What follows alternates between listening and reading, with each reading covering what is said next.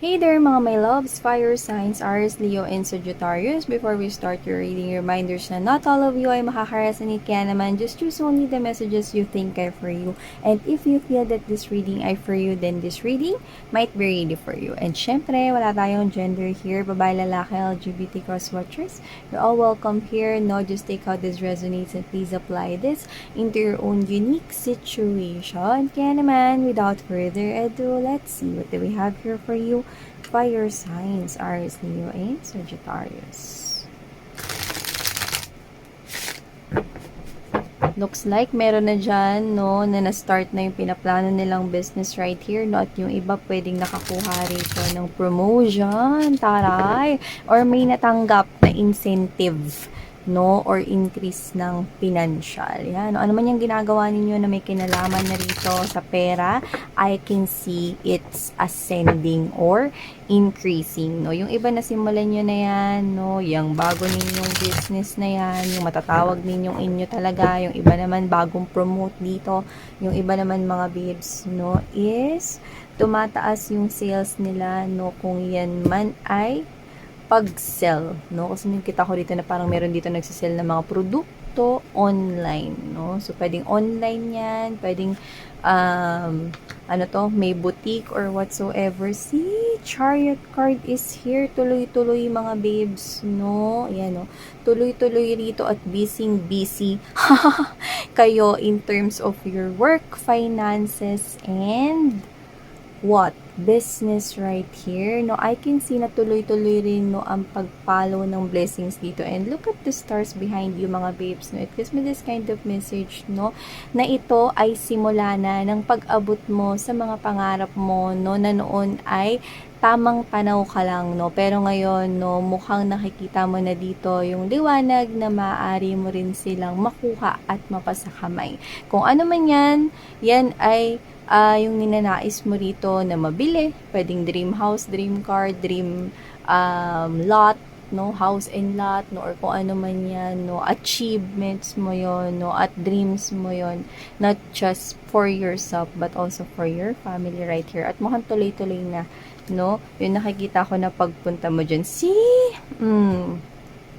Your hard work is being paid off right here, Aries, Leo, and Sagittarius. Because 6 of Swords, banayad pa lamang dito, no. So, nung umpisa, no, parang feeling ninyo hindi nyo pa rito nakikita, no, yung success. Pero kasi mga babes, no, tumuloy-tuloy lang kayo rito sa pagsagwan. Tsaka masakit kaya sa balikat ng pagsagwan. So, ibig sabihin, hindi nagang madali, no, yung pag-abot mo dito, no, sa pangarap mo na mga ito, no, kasi dito gumamit ka rin ng mind, no, yung isip mo rito, no, plus nag-budget ka, no, kung business man yan na gusto mong itayo, no, plus, no, excuse me, nagpuyat ka rin, no, at nag-invest ka rito ng dugo at pawis mo, no, kaya nakikita ko dito ng dahil sa'yo, no, hindi ka sumuko dito mga babes, no, kaya ito nagsisimulang bumilis, no, it's like moderation to yan, no, fast movement right here, no, so yan mga babes, no, at yung iba mukhang matagal mo na talagang tinatrabaho yan, kaya naman, yan ay makukuha mo na. So yung iba patuloy lang rito nag-iisip ng mga positibong bagay, no, kaya mas lalo yung bumibilis, no, na ma-manifest nyo yan ng mas mabilis kasi nag-iisip kayo ng something positive, alright, no, so yung nakikita natin dito, and wow, yeah, blessings talaga ito, no, for most of you guys, no, pero to some of you mga babes, no, this is love, no, yung wini-workout ninyo na commitment, no, so pwedeng hindi nyo rin sinukuan yan, no, yung one true love ninyo. Nakakita kasi ako ng libro na Plinif, no, wherein nakalagay one true love, no. So, pwede kasi mga babes, no, na yung iba lang sa inyo, not all of you, no, is love ang pinupush nyo na yan. So, I can see right here, no, na tuloy-tuloy na, no, na mukhang napapansin nyo na kayo at pwede rin talagang mauwi sa relationship, no, at magsagot na siya sa inyo ng yes, kayo na daw. Yun, yung nakikita ko dito. I can see connection right here, no, nag-uumpisa pa lamang, see, overflowing pa lang ito, no, pero tatagas talaga nito, no, yung love ng taong yan para sa'yo, no? So, this person, I can see, mapupol siya sa'yo rito, no? Tsaka matagal naman siya ritong tinitingnan, pwede nililigawan, or pwede nagpapahayag ka ng matagal na ng emosyon sa kanya. Wala tayong gender dito, okay? So, yun nga mga babes, no? Pero marami sa inyo na hindi love ang focus ninyo, no? Kundi ang inyong stability at blessings ngayon, no? So, hindi naman sa ayaw nyo ng love ngayon, pero kasi hindi yun yung nasa isip ng karamihan sa inyo, Aries, Leo, and Sagittarius, no? Kumbaga, I don't know why I'm picking this up, no? Pero meron dito mga energies na second na lang muna yung love. Kailangan ko muna tong unahin tong stability na to. Pag okay na tong stability na to, saka ako magla-love life. Ganun yung nakukuha ko rito. So, it gives me this kind of message na parang ang stepping stone ninyo is unahin nyo muna, no, na magkaroon kayo ng trabaho or ng permanenteng trabaho or ng financial, no, na talagang may ipon na kayo, no, stable na talaga kayo, feeling successful at may na-achieve na, saka kayo magla-love life. Yan, no, siguro may mga estudyante rito, no, at maganda yan kung ganyan kayo mag-isip. Kung akong nanay nyo, ay, anong gusto mo, milk tea? O PS6? PS6. May PS6 na ba? So, yun nga mga babes, no? I can see right here, no, na meron dito na hindi sa ayaw mo ng love ngayon, pero sinasantabi mo muna yung love life kasi parang meron muna akong gustong unahin. Love life, dyan ka muna sa tabi. Unahin ko muna to. Yan, no? Pero parang may connection yung ginagawa nyo dyan sa papakakuba ninyo sa trabaho, no? Kasi I can see here, no, people who are really working hard on their finances, no? So, pwedeng yan kasi yung gusto ninyo na parang ialay dito sa person na to, no? Kaya, dyan ka muna, love life. Hanggat hindi pa ako feeling stable at hanggat hindi pa ako successful, hindi muna ako lalapit sa'yo. Yun, nakakuha tayo ng gano'n. No? Pero yung iba mga babe, sabi ko nga sa inyo, meron dito mga energies na tao yan na wini-work out ninyo, no? At nakikita ko rito na napo-fall na po siya sa inyo. So, nagbubunga na rito mga babes, no? Ang pagsusumikap ninyo, pagpapapampam, no? At pagpaparamdam na mahal nyo siya. Ayan. So, I love it. No? So, see, I can see right here no, that this person will accept this offer of love coming from you guys. Or baliktarin nyo na lang, no? Kasi maaring kayo ito, no? Na magtatanggap rito ng offer of love from someone here, no? Na parang magta-travel siya rito or sa travel niya gagawin yung pag-o-offer niya sa'yo rito ng love. Or nakilala mo siya sa isang travel, no? Kasi nakakita ko dito ng maraming naka-backpack tapos parang paakyat ng landscape. So, pwedeng nag-hiking kayo, nag-camping, whatever, no? So, pwedeng na-meet to doon. Maybe that specific message here for someone, pero could possibly be na na-meet mo itong tao na to, no, nung nag-travel ka. Okay? So, whatever the case may be, I can see, no, nag-travel ka man, via vacation, or ano man, or pwedeng nag-travel ka lang kasi bumiyahe ka pa uwi sa inyo. Yan, no? Pwedeng nagkaroon na rin kayo ng first encounter doon. I can see this person offering his cute cup of love sa'yo, no? Pero wala kang ka-idea na sobrang mahal na mahal ka niya. Yan, or baliktarin nyo na lang right here. Yeah! You are this person's wish. Aries, Leo, and Sagittarius. The star is right here, no? Yan. Everything I do it for you. Yan, there's no words.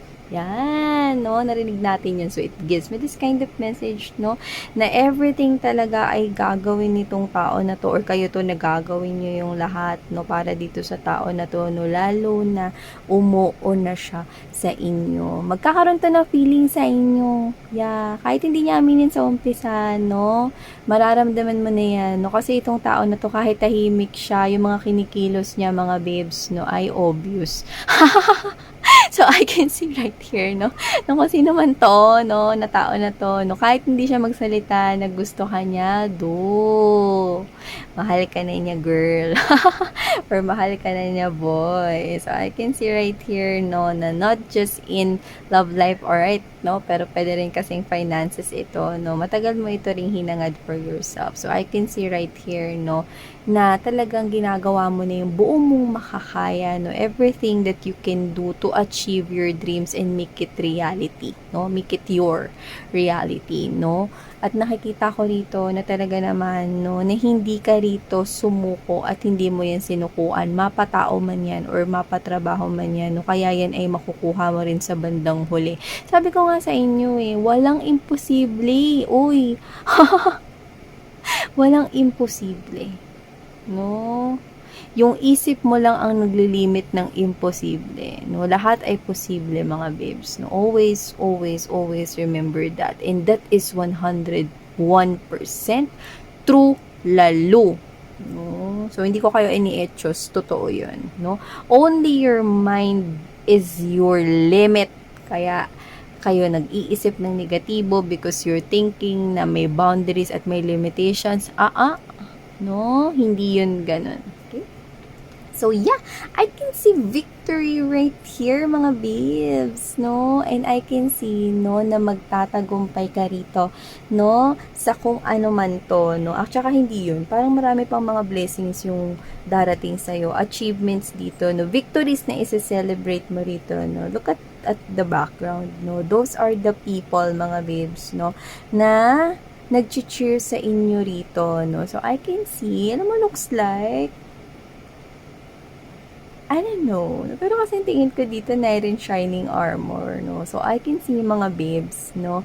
Looks like kung tao ito, no? Parang pwede mo siya ritong ihalin tulad sa mga binabasa natin na fairy tale love stories or love books, no? Like Cinderella, Snow White, Disney characters and all of those things, no? Like literally, no? Parang deserve niya yung true love, no? Or nararamdaman nyo na siya yung makakapagbigay sa inyo ng true love. So, nakikita ko rito na magkakaroon rito ng pantay na connection sa pagitan ninyong dalawa, no? At maaari po talaga kayo ritong ikasal, no? Maaari po talaga itong umabot sa seryosohan. Yan, yung nakikita ko rito, no? At magiging masaya rin yung mga kaibigan mo, yung pamilya mo, yung mga genuine tribe na community mo rito, no? So, nakikita ko rito na hindi lang yon, no? Marami pang blessings ang darating sa'yo na ituturing mo ditong what's this? Victories worth celebrating. No? So, nakikita ko rito na pwedeng yan ay mga small things, small wins, no? Big wins, lahat yan ay maituturing na wins. Okay? Ibig sabihin, no, pagkapanalo mo ito, no? And it's a long battle right here na inilaban mo, no? From moderate to fast movement right here, no? I can see, no, na deserve mo ang lahat ng ito, Aries, Leo, and Sagittarius. Alright? So, let's see at the bottom of the deck, we have here the ikaw yung nagpakahirap dito, hindi ka humingi ng tulong sa iba, no? So, kung nakuha mo man yung promotion na yan, or nakuha mo man yung business na yan, no, it's all because of your effort, no? At ang paniniwala mo na tinutulungan at sinusuportahan ka ni universe, no? High Priestess is right here, no? Your intuition is telling you na mapagod man ako pero hindi ako susuko. Akin tong trabaho na to, akin tong posisyon na to, akin tong designation na to, akin tong business na to, akin yung dream house na yan, akin yung dream car na yan, akin yung person na yan. Yan, no?